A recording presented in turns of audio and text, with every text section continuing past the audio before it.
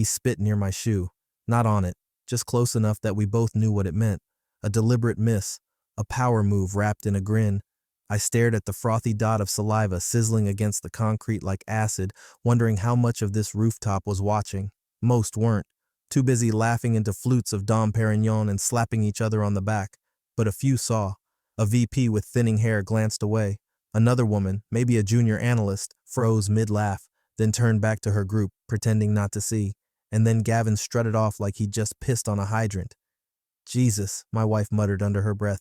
He's had a lot. That's not how he normally is. Her voice shook just enough to make me feel something ugly. Not rage, not yet. Just recognition. He's just joking, she said again, louder this time like she was convincing herself. Of course he is, I said, smiling thinly. He seems hilarious. The words didn't match my tone. I think she caught that. Her fingers twitched at her wine stem, but she didn't look at me. Instead, she faced the skyline like it held answers. Manhattan glittered just beyond the glass wall, beautiful and distant. Like her. I stepped away without another word, slid through the crowd like a shadow in a tailored suit. Not one person looked at me twice, and that was perfect. Here's something most people don't realize. Silence is camouflage. Play the role, smile politely, nod when spoken to, stay close enough to be ignored. I didn't dress loud, didn't flash credentials. My cufflinks were simple platinum, no monogram, no logo. The kind you notice only if you know what they cost. They didn't. They saw a husband, maybe a nobody, maybe one of those suburban support husbands who married up and now trails behind his career wife like a lost puppy with a mortgage. The kind of guy who grills on Sundays and tells his buddies she's the real breadwinner, with a laugh too long to be honest. That's what Gavin saw. That's what he thought he was spitting on. The irony would have made me laugh if I wasn't calculating. Because Gavin wasn't just her boss. He was also the COO of Halverson Stride, the firm that just got quietly swallowed up by one of my holdings in a 3-step silent acquisition finalized 6 days ago. I didn't even attend the last negotiation round. That's what general counsel and shell boards are for. And my wife? She hadn't asked many questions when I started staying late more often. She assumed I was tinkering with some new side venture. That's the story she liked, made her feel like the center of gravity. I let her keep it. She didn't know that the man Gavin just spat at technically now had more say in this company's fate than Gavin ever would again. And Gavin was about to have a very long quarter. He just didn't know it yet. Oh, and before I continue, I'll just say this once. If you're still listening and haven't hit that subscribe button, more than 97% of people don't. It only takes a second. And yeah, it helps the team behind these stories keep delivering the good stuff. Anyway, I stood at the edge of the rooftop, watching Gavin lean in too close to some intern with a name badge that said Isabel. He whispered something, and she laughed awkwardly, like a deer laughing at the sound of a rifle bolt. He was in his element, loud, crass, magnetic to the worst kinds of people. My wife tried to laugh along with them, but she kept glancing back at me. She looked like she'd swallowed glass. Good. She knew the line had been crossed. She just didn't know how much it mattered. What she also didn't know, what nobody at that rooftop circus realized, was that I had already reviewed Gavin's full HR file. I knew about the alcohol budget that didn't match the receipts. I knew about the unapproved travel charges and the curious per diem loopholes. I knew about the complaint that got resolved quietly 2 years ago, right before a junior associate left the company without exit paperwork. I also knew who buried it, and why. But I wasn't here to make noise. Not yet. I was here to see how far he'd go when he thought the world was his and no one was watching. And Gavin, bless him, didn't disappoint. The thing about masks is, they're not always for hiding. Sometimes, they're for watching.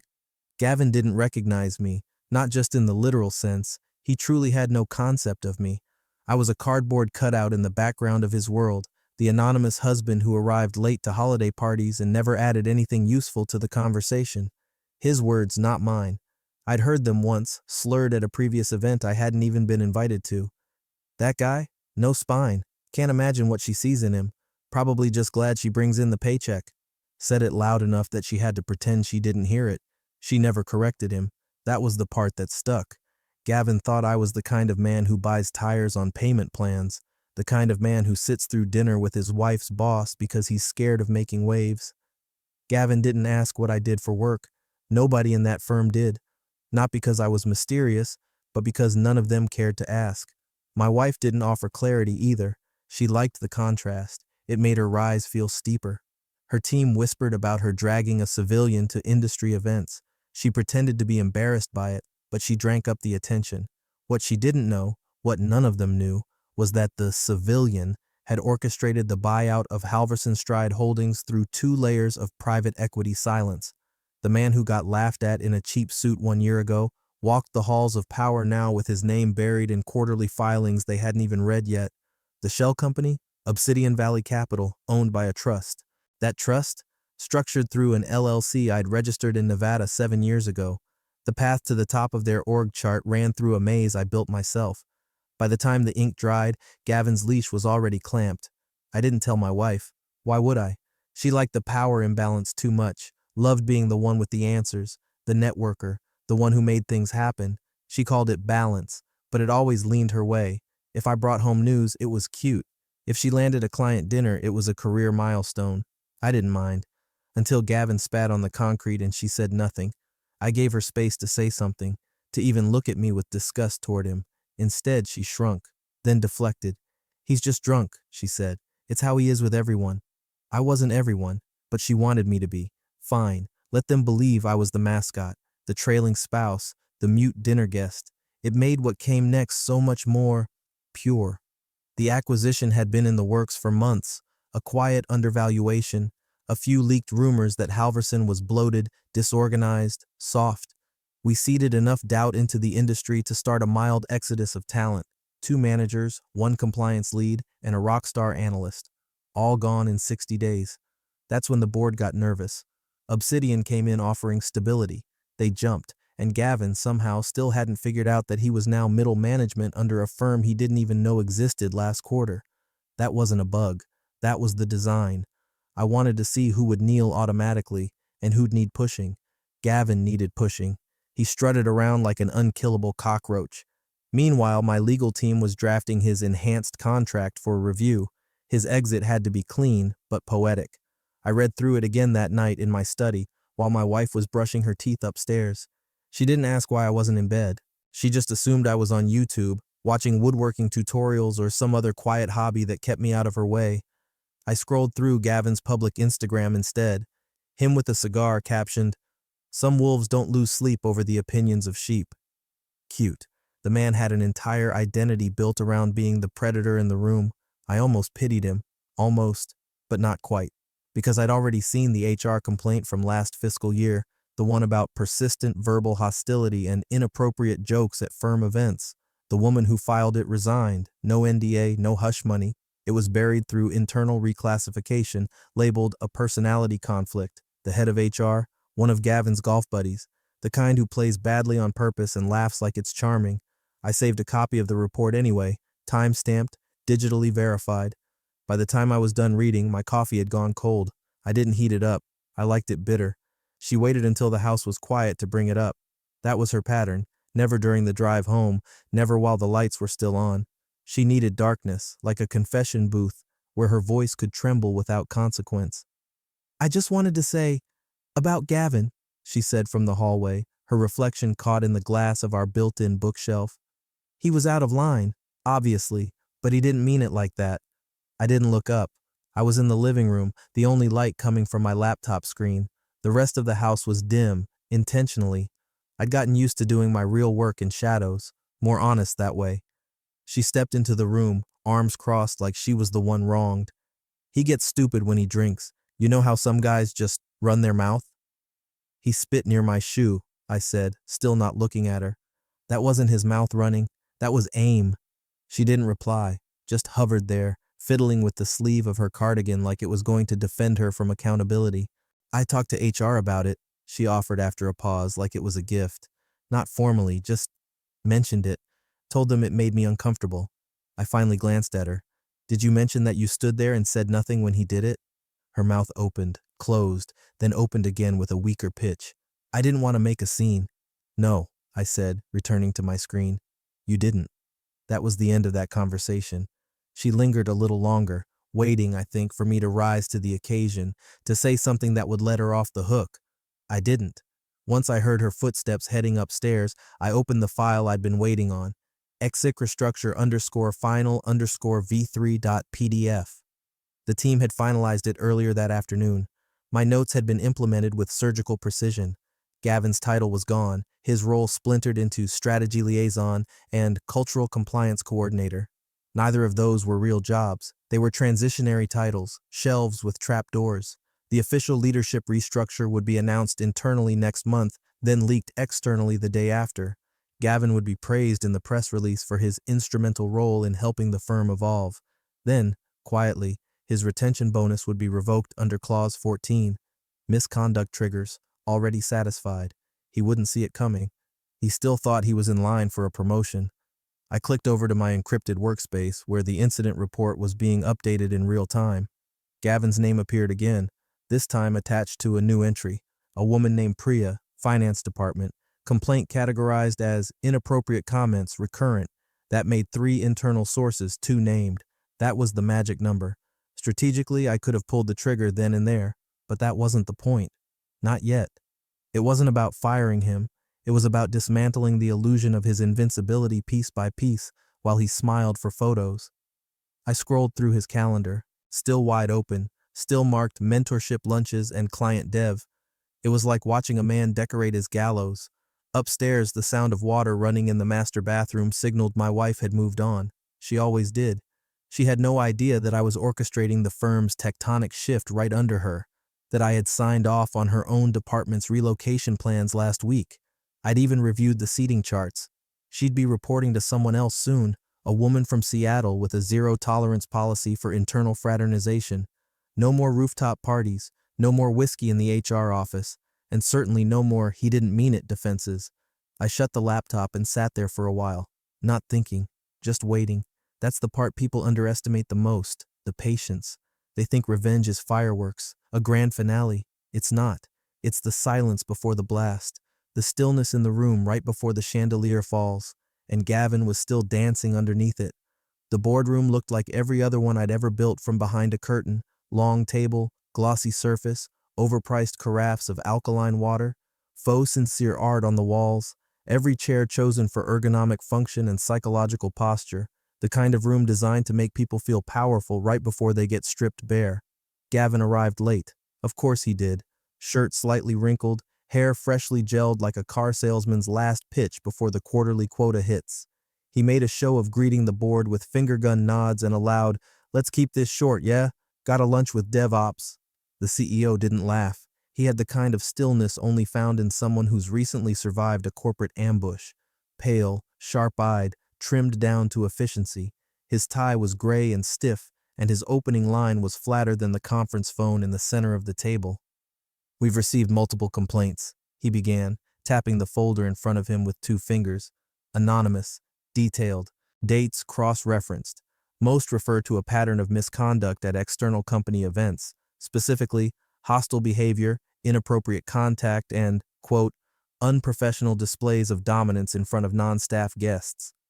You could hear the muscles in the room tighten. Gavin snorted, actually snorted. Jesus, people are filing complaints over the party now? That was a networking event, not church. No one joined his laugh. Then he leaned back in his chair, tried to recover. Seriously though, that party was employees only. Who's even qualified to call it hostile? The room was quiet for a breath. 2. Then the CFO, a man I'd shared 2 cigars with last fiscal year, glanced at me. "Our partner attended," he said mildly, nodding in my direction. Quiet man, observant. Gavin turned his head, slow at first, then sharply, like someone realizing a shadow had teeth.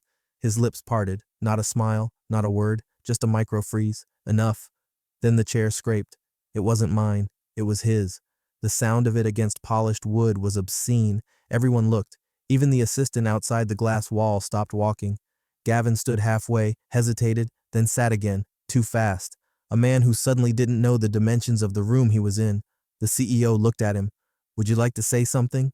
Gavin blinked. No, just was gonna stretch." No one believed him, and that's the moment he knew. Something was wrong. He didn't know how deep it ran, but the water around his ankles was rising. For the rest of the meeting, he stopped talking, didn't ask about the Q3 projections, didn't weigh in on the downsizing of the Dallas office, didn't interrupt when the VP of Risk said the words compliance audit with just enough force to make his voice echo. Instead, he sat still, hands folded like a kid in detention, eyes darting toward me more than once. I didn't return the look, didn't blink, didn't shift, just sat and listened, like I'd been doing all along. Let him wonder. Let him remember the rooftop. Let him replay the moment the CFO referred to me as a partner, when every face around that table nodded like it was common knowledge, like they'd all been told, and he hadn't, because he hadn't. That was the beauty of it. Everyone in that room was now in on the joke, except Gavin, and the laughter had stopped. The memo landed on everyone's desk like a paper ghost. No header, no fanfare, just an internal subject line, leadership review and alignment initiative. HR tried dressing it up with jargon, realignment for strategic synergy, assessment of executive continuity, all that sterile nonsense. But the message was clear to anyone who read between the lines. One name stood out in bold: Gavin Merrow, Chief Operating Officer, status under review. That same morning, he stormed into HR like he owned the floor, slamming the glass door so hard the hinges groaned. The receptionist didn't flinch. She'd seen it before, but the HR director, a woman named Kay with the temperament of a steel trap, didn't even look up when he barked, "Is this some kind of joke?" She flipped a page in her binder. "I'm sorry, Gavin. I can't comment on internal assessments." "I'm not asking for a comment, Kay. I'm asking who the hell thinks they can review me without even notifying me." She clicked her pen, circled something on a form, and replied, "Your employment contract includes a review clause at executive discretion. You signed it. It's not discretionary." He leaned in over the desk. "Discretionary by who?" She looked at him, actually looked this time. Her face was neutral, but her eyes said, "You're not in the room you think you're in anymore." "Executive ownership has shifted, Gavin," she said. "You may want to bring your questions to the partner liaison, or legal." Legal. The word hit him like a second coffee to the chest. He left HR without slamming the door. Small change, measured panic. That evening at home, I caught my wife staring into her wine glass, the stem pinched too tightly. She hadn't said much since the party, just fragments of safe conversation. Now she broke the silence like a glass under tension. "Gavin's position is being reviewed." I nodded, eyes on the stovetop, stirring the risotto she thought I couldn't make. She hesitated. "Did you say something?" I turned, spoon still in hand. "I didn't have to." She looked at me too long. Something inside her shifted. Not fear exactly. Not yet. But a kind of rewiring, like she was seeing something in my face that didn't fit the man she kept in her peripheral vision all these years. She didn't ask more. She didn't have to, because Gavin wasn't the only one starting to realize the scenery had changed. 3 days later, Gavin pulled out his personal laptop and tried to trace the new structure. The gossip in the break room had reached fever pitch. Words like roll-up, umbrella firm, asset consolidation floated through every conversation he wasn't invited to anymore, and the silence around him was getting louder. He pulled old decks, skimmed footnotes, dredged emails looking for names that weren't there before. That's when he found it. Buried inside the updated stakeholder agreement filed with the SEC under Obsidian Valley Capital LLC, there it was, the trust name he didn't recognize, followed by a single operating signatory. My name, first and last. He blinked at the screen like it had betrayed him, because this wasn't a partner. This wasn't some ghost investor. This was the man whose shoe he spat next to, the man he laughed at, the man who stood still and smiled like an idiot while he groped his wife's hip and told him to wait his turn. Now that man's name was above his on the org chart. He slammed the laptop closed, but it didn't matter. He'd already seen it. The panic didn't come in one wave. It came in layers: realization, denial, search, confirmation.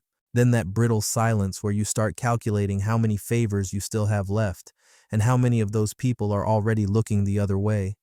His world hadn't just shifted, it had been rotating beneath him for months, and he never noticed. Until now, and now was far too late. The envelope looked like salvation, thick cardstock, foil stamped, delivered to Gavin's office by hand, his name in block serif, a corporate kiss sealed in prestige. HR said it came from upstairs, which, in Gavin's mind, meant vindication. Maybe someone finally recognized his value. Maybe this was his moment to rise above the shadow of scrutiny and reclaim his throne. The attached note was brief, professional, deliberately vague. "In recognition of your continued leadership and vision, we are offering a new role with expanded oversight, details enclosed." No titles, no warning signs, just a breadcrumb of ego leading to a trap. He opened it with the kind of hunger you see in cornered men, equal parts desperation and pride. Inside, a new contract, more pay, more authority, a hybrid title that meant everything and nothing. Chief Growth Architect. He didn't even read the full thing, just skimmed for numbers, bonuses, dates, signatures. He missed Clause 14 on page 6. Technically, it wasn't hidden. In fact, it was centered, bolded. But Gavin, like most predators, only noticed what flattered him. Clause 14 wasn't flattering. It read, "In the event that substantiated misconduct complaints are filed by more than 2 internal parties during any quarter, the undersigned agrees to immediate forfeiture of all retention bonuses and benefits, effective retroactively. Legalese 4, if 3 people tell the truth, you're screwed." 2 complaints had already been filed. One more, and the trap would close. But Gavin didn't know that. He was too busy texting a former client, bragging about his new role. "Finally got the title I deserve. Hell of a raise, too. Told you they'd come crawling." He signed the offer before noon. Blue ink, confident flourish, initialed every page like he was autographing a win. Back at HQ, the scanned document landed in my inbox. I read it slowly, letting every word settle like sediment in a glass of scotch. The contract was flawless. Our legal team had wrapped it in compliance gold. Every bulletproof clause was double reviewed by risk analysts and HR partners alike. Clause 14 wasn't about catching Gavin, it was about letting him catch himself. He'd just signed the instrument of his own collapse. That same afternoon, HR's compliance officer logged a third complaint. Not submitted yet, just noted, time-stamped. A junior staffer named Elena had come forward. Nothing dramatic, just a pattern of inappropriate mentoring sessions where Gavin got a little too personal, a little too late night, a little too handsy with compliments. Enough. We'd wait for the filing, let it drip into the system like the final bead of poison. Meanwhile, Gavin paraded through the office like a man reborn, called a lunch meeting to realign core innovation goals, talked about scaling culture, whatever the hell that meant. He started using phrases like "under my directive" and "as the architect of this phase." The staff smiled politely, some even clapped when he made jokes. But behind every smile was a countdown, and in every meeting someone was taking notes. At home, my wife finally said it. "I heard Gavin got a new title." "Yeah," I said, eyes on my laptop. "They say he's consolidating departments." I nodded. "Must be exciting for him." She paused, just long enough to ask it. "Did you promote him?" I smiled at the screen, then turned to her. "Technically, he promoted himself. I just offered him the pen." Her silence was thicker than denial now. It had matured into suspicion. She didn't know which version of me was real anymore, the quiet man she used to interrupt at dinner, or the one who now played puppet master in her professional life. She didn't ask more, which told me everything. Gavin, meanwhile, strutted deeper into the castle, oblivious that the moat had been drained, the drawbridge pulled, and the torches lit.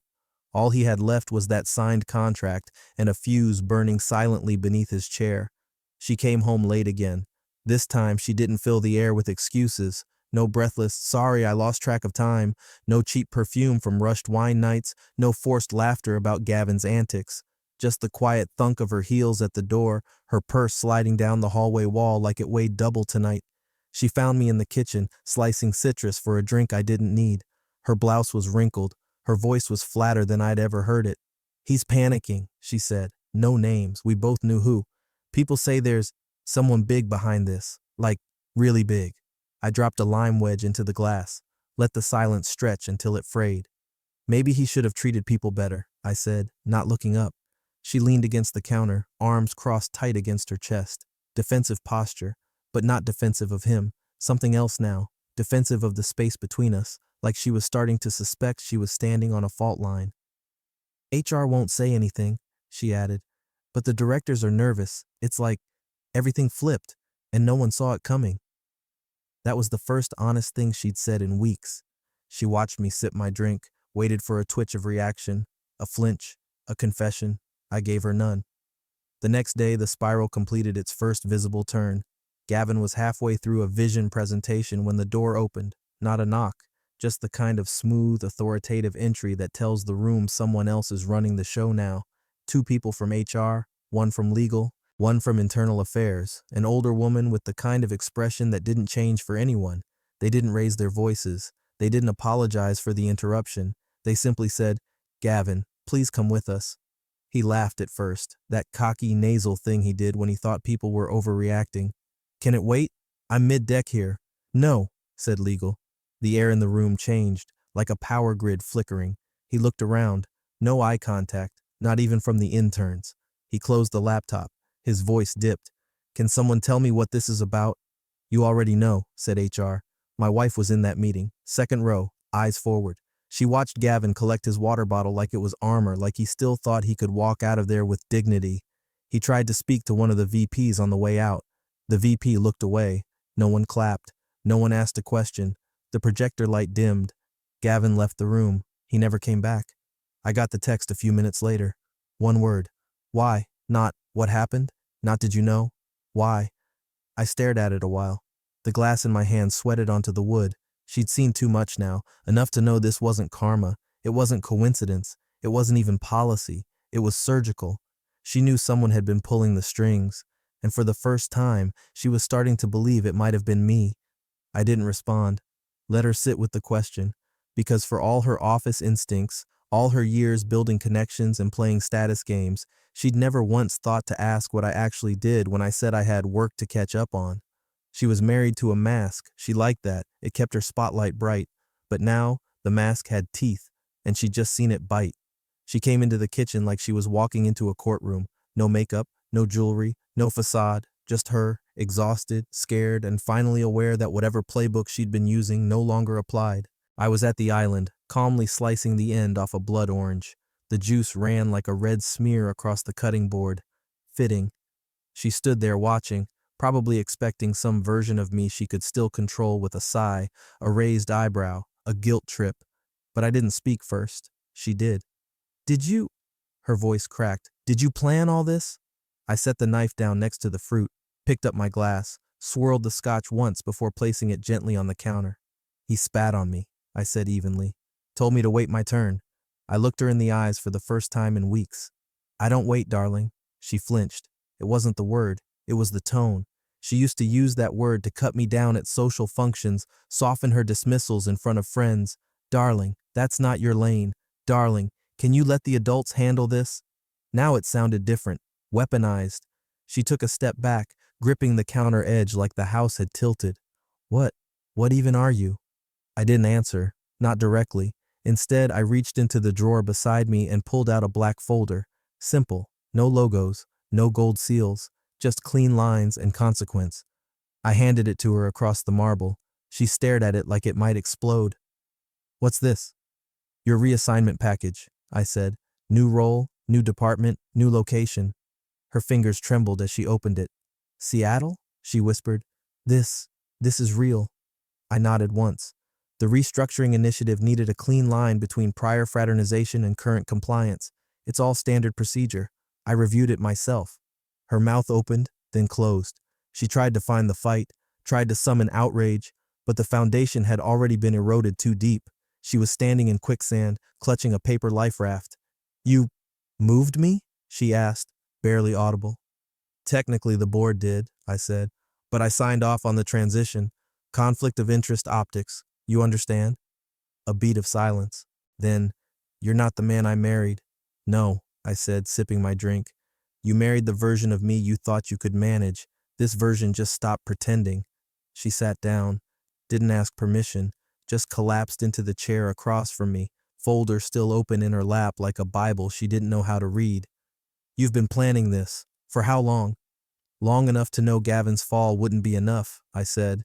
The rot's deeper than him. It's cultural, structural. That firm needed amputation, not a Band-Aid. She stared at me, then at the file again. I thought you didn't care about that stuff. Corporate games, titles. You always said, I said what you needed to hear, I interrupted. So you'd keep underestimating me, just like everyone else. Her breath caught in her throat. You made me part of it. No, I said calmly. You made yourself part of it when you watched him spit on me and said nothing. She blinked hard, once, twice. The sound of the refrigerator motor humming was the only thing filling the room. I leaned forward, resting my elbows on the island. This isn't revenge, I said. This is architecture. I'm building something cleaner, stronger. And you, well, you can be part of it. Or not. That's your decision. Her eyes glistened, but no tears fell. Not yet. Why Seattle? Distance, I said simply. Clean break from Gavin's orbit, from everything that made you hesitate. Her lip trembled, but she didn't speak. I stood, taking my drink with me, walking past her to the doorway. You always liked being the one who made the moves, I said without turning back. Now you're looking at someone who made the whole board. And then I left her there, folder open, career redrawn, staring at the man she thought she could explain. The elevator ride to the executive floor was silent, save for the soft hiss of air vents and the distant hum of wealth moving behind walls. The doors slid open to a hallway I'd designed years ago, not literally, but structurally. I'd chosen the architecture firm that laid this foundation, vetted the leadership team behind the buyout, strategized the mergers that turned their brass nameplates into paperweight liabilities. This building didn't have my initials carved into the marble, but it may as well have. I walked through the double glass doors, and this time, no one asked who I was here to see. The boardroom was filled, notebooks open, tablets glowing. The long obsidian table reflected every polished shoe, every clipped nod. These were the new ranks, people who thought in decimals and acted in chess moves. At the head of the table stood the new CEO, promoted during the restructuring. Young, precise, and most importantly, loyal. He cleared his throat as I entered. Everyone, before we begin, allow me to introduce our strategic partner and oversight lead moving forward. He gestured toward me. This is Mr. Harper. Not consultant, not advisor, not guest, just a title and a name, mine. I took 2 measured steps into the room, pausing briefly as I caught the first ripple move through the crowd. A VP leaned over and whispered to the man beside him. He was at the party? Another whispered back, more stunned than curious. That's him? I gave neither the satisfaction of a glance. I made my way to the empty chair at the end of the table. Gavin's chair once. It had no nameplate now, just a void. His absence filled the room louder than any apology could have. I placed a single folder in front of me, unopened. I wouldn't need it. Everyone else would be taking notes. The meeting began without preamble. The new structure was outlined, territories reassigned, leadership chains reconfigured, names announced, faces frozen, promotions issued, some revoked. At no point did I raise my voice. Authority doesn't need volume. It needs silence that makes others lean in. Then, 10 minutes in, I felt her eyes. My wife. She was sitting in the back of the gallery, beside the legal observer bench. Not dressed to be seen, simple blouse, understated heels, hair pulled back tight. The look of someone not sure if they're attending a funeral or an interview. She didn't fidget. She didn't blink. But she didn't understand what she was seeing either. Because in her world, I'd always been the man who waited in the car, the man who arrived at events half an hour early to avoid traffic, then stood alone with a soda while she networked. Now I was the man with his name on every slide deck, the man whose presence made VPs whisper and legal teams clear their schedules. I didn't look at her, not directly, not yet. This wasn't the moment for reconciliation. This was the moment of redefinition. The CFO spoke up. We're finalizing the schedule for the cultural integration workshops. Any adjustments needed? I shook my head once. Only one, I said. If the Seattle transition doesn't include Gavin's final staffers, trim the fat. No reason to drag dead weight across the country. No one objected. No one even paused. The room was already learning. The meeting continued. A few murmurs, a few pale faces. Some eyes flicked toward the gallery and then back to their notes. They all knew the story now, or at least the parts that mattered. The rest, they'd fill in with fear. I stood as the meeting closed. The CEO said something polite, probably scripted. I didn't respond, just nodded once and collected my folder. As I passed the gallery, I could feel her watching me, trying to catch my eye. I didn't give her that. Not yet. This wasn't about revenge anymore. This was ascension. She picked the place, small, tucked between an antique bookstore and a florist that was always half closed. One of those cafes that tried too hard to be rustic, with copper mugs and Edison bulbs like sincerity could be bought in bulk. She was already there when I arrived, seated at a two-top in the corner, fingers wrapped around a coffee she hadn't touched. I sat without speaking, took my time removing my coat, folding it over the back of the chair. She looked older than I remembered, not in years but in weight. Whatever armor she'd worn at work, it had cracked. The lines in her face had deepened. Her posture wasn't confident anymore. It was careful. I didn't know you were that, she said, finally. I stirred cream into my own coffee, no sugar. No one needed to know, I said gently, until they spit on the wrong man. Her eyes flicked down. She smiled, just slightly. Not because it was funny, but because it was true. She traced the rim of her mug with one finger. People are still talking. Gavin's severance disappeared. HR's been completely restructured. There's a rumor you froze 3 expense accounts just to make a point. I sipped. Let the bitterness linger before answering. Only 2. She didn't laugh. She didn't argue. Just looked at me like I was someone she'd read about, not someone she used to correct in front of guests. So, she started. What now? I paused, set my cup down, looked her in the eye. You can stay, I said. We can start over. Redraw the map. But know this, respect isn't optional anymore. She looked stunned, but not offended. Something about the simplicity of the words made them land heavier, like a final clause she hadn't read the first time around. I thought I was doing what people do, she said, building a career, keeping my head down, playing the game. You were, I said. You just didn't ask who built the board. She closed her eyes for a second, maybe to rewind, maybe to mourn the version of herself that got away with things, the moments she dismissed me, the silences that cost more than any argument could have. I never meant to make you feel small, she whispered. You didn't, I said. You just assumed I was. The table was quiet after that. No check came. No music played. Just the low clink of spoons in ceramic and the hum of 2 people sitting in the wreckage of a life they both co-authored, neither one holding all the blame, but one clearly holding the pen now. She looked out the window, toward the street where the city's lights flickered against puddles from a recent rain. Headlights passed in slow pulses. Life moved on. She still hadn't answered. I didn't rush her, because this wasn't about her anymore. This was about reclaiming gravity, about choosing what orbit I allowed and what I left behind. When I finally stood, she looked up again. Will I see you again? She asked. I don't know, I said. Depends which version of me you're looking for. And with that, I left her there, in the quiet, in the space where respect used to be optional, and outside, the city didn't wait for either of us.